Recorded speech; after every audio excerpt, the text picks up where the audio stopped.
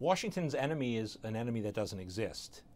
We're fighting an Islamic enemy that Washington believes is out to kill us because we have elections, because we're free, because we have women in the workplace.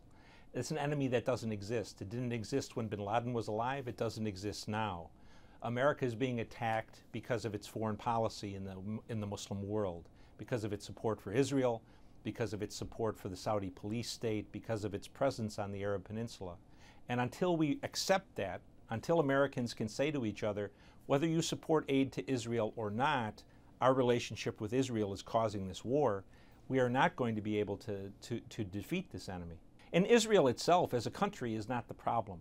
The real problem is the leaders of the Jewish American community in the United States who influence and corrupt our Congress to support Israel when we have no interest there. You imply that the Israeli lobby is dragging the United States into the wars, into Absolutely. the conflicts? They're absolutely dragging us in. Iraq was a war that was proffered or was called for mainly. Then let me ask you this. Yeah. The situation in the region, in the wake of all these revolutions in the Middle East and North Africa, Yes. You can pretty much describe it as turmoil. Turmoil is no good for Israel. Isn't there a contradiction to what you're saying? Well, the American political establishment is caught between two things. They're extremely pro-Israel, and they're almost Marxist in their belief that democracy and the spread of democracy is inevitable in all places, in all peoples, at all times. And so they need to protect the Israelis, but they can't say what is a reality. For example, there is not going to be a democracy in Tunisia or Libya or Egypt that in any way resembles democracy in the West. And yet what they've done is create anarchy. They've created a situation where the only beneficiaries are the Islamists. Oh, I think we're interfering unconscionably. Until they removed the U.S. ambassador, he was running around the country trying to encourage groups to overthrow the Syrian government.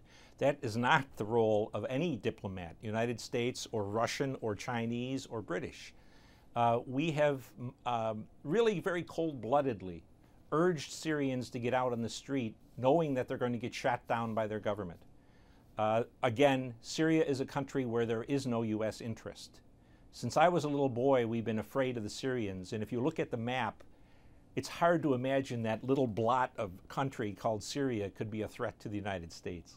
But our relationship with the Syrians is really a relatively unimportant one. But again, it's another very good example of the dichotomy in the thinking of American leaders. Because as we call for democracy in Syria, if Assad goes, Israel's security goes straight down. About Iran, what's Washington's plan for Iran? Whatever Israel's plan is for Iran. Both parties, Republicans and Democrats, are deathly afraid that the Israelis will attack them off their own hook. And if Israel attacks Iran, the Americans will get blamed for condoning it, whether we did or not.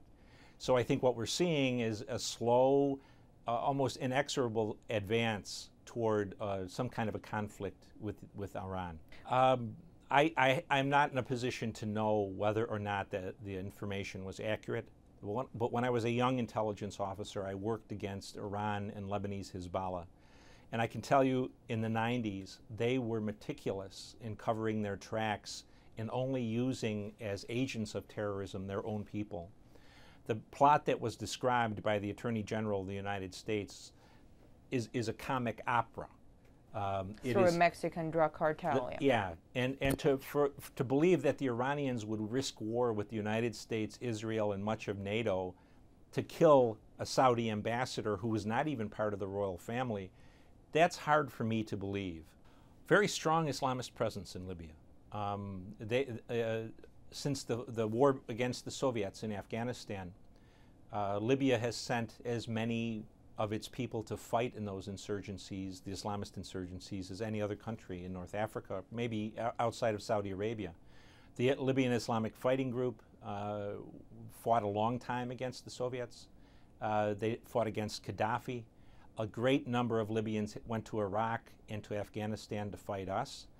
And whatever strength the Libyan resistance had in terms of military capability, that came from experienced Islamist fighters. So the idea that somehow there's democracy afoot in Libya is just simply wrong. We are very efficient in this day and age, in the last 20 years, in creating enemies. We're not very efficient in creating security for the United States.